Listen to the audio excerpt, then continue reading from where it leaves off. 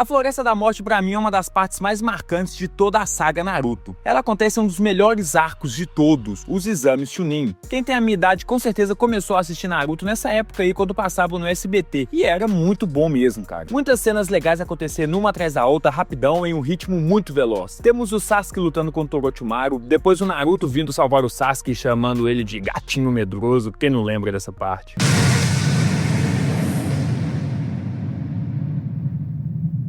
Ei, garoto! Não está ferido, está?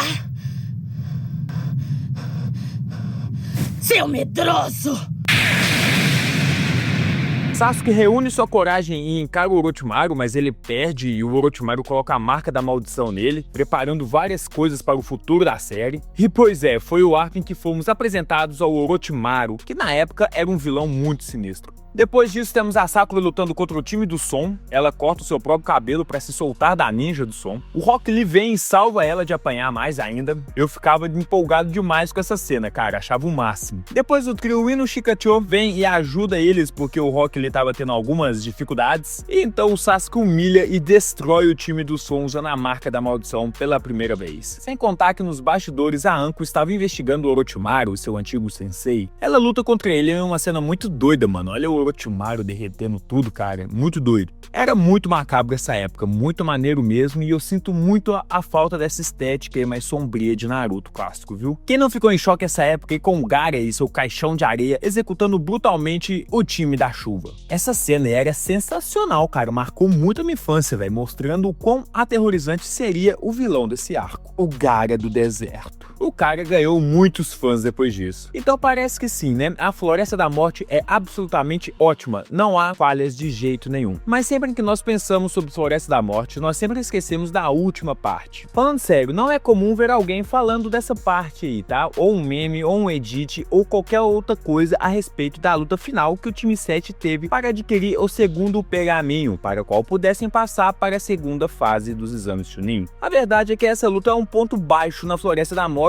e nos exames Chunins como um todo. Muita gente pode apontar outras lutas das preliminares, tipo Ino vs Sakura, como o ponto mais baixo dos exames Chunins. O problema é que ela não é tão importante quanto a luta que aprovaria o time 7 na prova da Floresta da Morte. Então é de se imaginar que essa seria uma das lutas mais importantes e memoráveis do arco. Mas não, ela é uma das lutas mais esquecíveis em toda a série de Naruto. Ela é muito comum com inimigos sem graças, e isso é até estranho, porque ela está presente em um dos arcos mais marcantes e memoráveis de toda a obra. Então vamos analisá-la um pouco mais a fundo e destacar esses pontos que a fazem ser esquecidas. O time 7 ganhou uma adição para essa luta, que é o Kabuto, que impediu Naruto de abrir o pergaminho e ser desclassificado. Sasuke tem um pequeno desentendimento com o Kabuto quando percebe que ele tem os dois pergaminhos. Então eles poderiam roubar um dos pergaminhos do Kabuto para passar nos exames, mas Kabuto percebe o blefe dele porque ele desafia o Kabuto para um duelo em vez de esgueirar e atacá-lo, pegando o Kabuto desprevenido para conseguir o pergaminho. Independentemente disso, Kabuto se junta ao time 7 pelo restante da Floresta da Morte como um tipo de figura mentora, já que ele era um veterano dos exames Chunins. Sim, ele é um espião do Orochimaru, ele é um lutador de nível Jonin, e ele é capaz de destruir praticamente todo o Genin presente ali na Floresta da Morte. Mas ele está fazendo meramente seu papel de espião ali agora. Ele está analisando as batalhas de Sasuke e as do Naruto também, de certa forma, e elabora um relatório para o Orochimaru depois que eles passam nos exames. Kishimoto está colocando o Kabuto ali para introduzir o fato dele ser um espião do Orochimaru e tudo mais. Mas em termos de escrita, pensando em um ponto de vista mais técnico, o Kabuto serve ali para entregar uma exposição ao time 7 e explicar o que vai acontecer conforme eles vão se aproximando da torre no meio da floresta. Times vão começar a se unir ao redor da floresta para emboscar pessoas que estão chegando perto da torre para que elas possam conseguir os seus pergaminhos, e esses times podem ter objetivos diferentes também. Alguns times só querem passar nos exames conseguindo o pergaminho que eles precisam, outros times querem conseguir pergaminhos para que eles possam trocar ou até mesmo dar para alguma equipe de sua vila que não conseguiu os pergaminhos durante o exame, e outros times só querem eliminar a competição para que nas fases seguintes dos exames eles não tenham que lidar com tantos outros adversários. Passou tantas vezes essa parte no SBT que eu decorei isso desde criança. Isso acaba funcionando para o público entender os riscos e os perigos pelo qual o time 7 está exposto ali, mesmo eles podendo terem descoberto isso sozinho, talvez. talvez. Adicionar o Kabuto ali meio que diminuiu a tensão, porque nossos protagonistas têm alguém que é mais velho e muito mais experiente cuidando deles. E sim, o Kabuto foi introduzido pouco antes como sendo meio fraco quando os caras do som atacam ele no início do exame Chunin, mas o fato de que ele já tinha ambos os pergaminhos era um indicador de que o cara não era completamente inútil. Claramente ele estava melhor que o time 7. Mesmo se você estiver lendo ou assistindo Naruto pela primeira vez e não sabe que o Kabuto é um espião ainda, ele não vai parecer fraco, ele na verdade dá uma sensação maior de segurança para o time 7 conforme eles se aproximam da torre. Mas esse não é o real problema, ainda dá para fazer uma luta parecer muito tensa mesmo assim. O que acontece nessa antecipação para a batalha, quando o Naruto mata aquela centopeia gigante e eles seguem andando em círculos até perceberem que estão em um genjutsu. Sim, genjutsu é maneiro, mas a estratégia que os inimigos estavam usando para cansar o time 7 e então atacá-los, que é um pouco sem graça e sem aquela ação que a gente estava acostumado a ver no começo da floresta. Os inimigos que Naruto, Sasuke e Sakura enfrentam são um pouco sem graça. Eles são da Vila da Chuva e tem aquele cara que o Sasuke lutou logo no início da Floresta da Morte, que foi tipo um predict para essa luta final. E a luta inicial contra aquele cara foi até boa, foi rápida, foi uma trocação justa e teve o Naruto sendo capturado e um dos caras se transformando nele para enganar o resto do time 7. Foi um bom aperitivo para o que estava por vir. E a luta final não é apenas aquele cara, são os 3 do time, mas eles não têm presença nenhuma para a batalha final de um mini arco, convenhamos. E mesmo o time 7 estando muito cansado, sem chakra, e o Sasuke mal consegue usar seu Sharingan por causa da marca da maldição, você ainda assim não se sente tão intimidado por aqueles inimigos como foi pelo Orochimaru ou pelo time do Sol quando eles estavam atacando a Sakura. Eles de fato pareciam intimidadores. E eu não sei porquê, mas esses caras não parecem muito intimidadores não, viu? O Kabuto tá lá, pode contribuir um pouquinho com esse fator também, né, como eu já disse. E quando a luta de fato começa, a tática que o time da Chuva usa também é bem chata. Eles usam apenas aqueles clones de ilusão para enganar o Naruto, a Sakura e o Sasuke. Clones de genjutsu e então eles lançam kunais de uma posição escondida para fingir que os clones estão realmente causando dano, embora sejam apenas ilusões. E por alguma razão eles não conseguem detectar de onde as kunais estão sendo lançadas, porque eles, entre aspas, escondem suas presenças bem demais e coordenam seus lançamentos com os ataques dos clones. E esse é um dos piores aspectos da luta. O time 7 não poderia identificar de onde os ataques estão vindo, afinal eles são ninjas, calcular de onde os ataques estão vindo devia ser coisa básica para eles. Como eles estão lançando projéteis, o time 7 pode ter uma ideia da trajetória que o projétil fez e assim de onde o projétil foi lançado. Assim, beleza, o Naruto é provavelmente besta demais para fazer isso, mas a Sakura, que respondeu as perguntas do teste escrito sozinha, sem colar nada, teria o conhecimento para descobrir isso. E o Sasuke também não é burro nem nada, né, convenhamos. Eu nem vou falar que o Kabuto poderia ter ajudado eles, já que a gente sabe depois que ele tá testando o Sasuke ali, mas a Sakura deveria ter sido mais útil nisso, viu? Seria bem legal ver ela fazendo alguma coisa. E sim, é bom que a marca da maldição do Sasuke esteja pulsando para deixar a cena mais tensa, mas ele é quase inútil nessa luta. Ele só consegue dizer lá no final da luta já que alguns clones não são reais, e ele também acaba descobrindo que os caras da Vila da Chuva estavam usando um jutsu de estilo terra para se esconderem embaixo deles e então atacá-los com golpes sólidos, usando os clones de ilusão como distração. Só isso. O Kabuto também luta um pouco e você vê um vislumbre de fúria dele ali por um breve momento. Aquele instante de fúria em que o Kabuto fez um ninja da chuva hesitar quando estava prestes a atingi-lo e finalizá-lo. E esse momento de hesitação permite que o Naruto os chute, atingindo todos os 3 ao mesmo tempo com o mesmo chute e eles perdem. No entanto, antes disso, houve um pouco de estratégia quando o Naruto usou seus clones da sombra e então ele transformou os seus clones em seus companheiros de equipe, o que atrai os verdadeiros ninjas da chuva para poderem finalizar a luta pensando que o time 7 estava exausto. E essa é até uma estratégia aceitável, mas o Naruto faz uma estratégia muito mais inteligente na luta contra o Kiba nas preliminares, usando o jutsu de transformação, transformando-se no Kiba e depois no Akamaru para enganar o próprio Kiba. Essa luta final só não é muito memorável. A estratégia que o Naruto usa é boa, mas nada muito especial. Sim, a luta serve para nos mostrar que o Naruto está evoluindo porque ele praticamente derrota o time sozinho. O problema é que a luta se arrasta um pouco demais, porque nenhum desenvolvimento de personagem de fato acontece durante essa luta, apenas a percepção de que Naruto está ficando mais forte e que Kabuto possa estar escondendo algo. Então a luta poderia ter sido muito mais curta. Essa não é daquelas lutas que algum personagem tem um grande momento, como o Sasuke quebrando os braços do Zaku. Então poderiam simplesmente ter terminado isso mais rápido, mas o Kishimoto não podia realmente fazer isso, porque se ele terminasse essa luta rápido demais, poderia parecer que a Floresta da Morte foi meio que fácil, já que a luta final não foi tão difícil difícil. Então Kishimoto tentou torná-la mais longa para fazer a luta parecer mais difícil, mas no fim das contas pareceu foi chata mesmo. Os inimigos são chatos, principalmente as habilidades deles. Eles parecem exatamente iguais e têm exatamente os mesmos poderes. Não tem variedade, é como se eles estivessem lutando contra 3 clones que fazem outros clones. Falando sério, você consegue me falar a diferença entre esses 3 ninjas da Vila da Chuva? Eles são o mesmo personagem, cara. Eles têm praticamente o mesmo design e o mesmo jutsu. Então isso dá a sensação de que estamos lutando contra um inimigo filler, sem importância e mal planejado. Eles são só inimigos genéricos para os nossos personagens principais derrotarem. O Kabuto mesmo disse que vários times estariam à espreita perto da torre. Então seria legal se o Naruto e seu time lutassem contra os ninjas da chuva e outros times aparecessem para tentar pegar o pergaminho também e tornar as coisas realmente caóticas. Seria uma oportunidade interessante para você mostrar o caos do campo de batalha antes de chegarem à torre, como o Kabuto nos prometeu, mas não, né? Beleza. Enfim, não é nem que a luta contra os ninjas da chuva seja terrível, mas é meio que sem sal para o que a gente viu na Floresta da Morte. Mas estamos aqui só para imaginar mesmo. Quem escreveu foi o Kishimoto e ele sabe bem o que tá fazendo. Bom, eu vou ficando por aqui, eu espero que tenham gostado. Se sim, não deixe de acompanhar o canal. Valeu, falou e fui!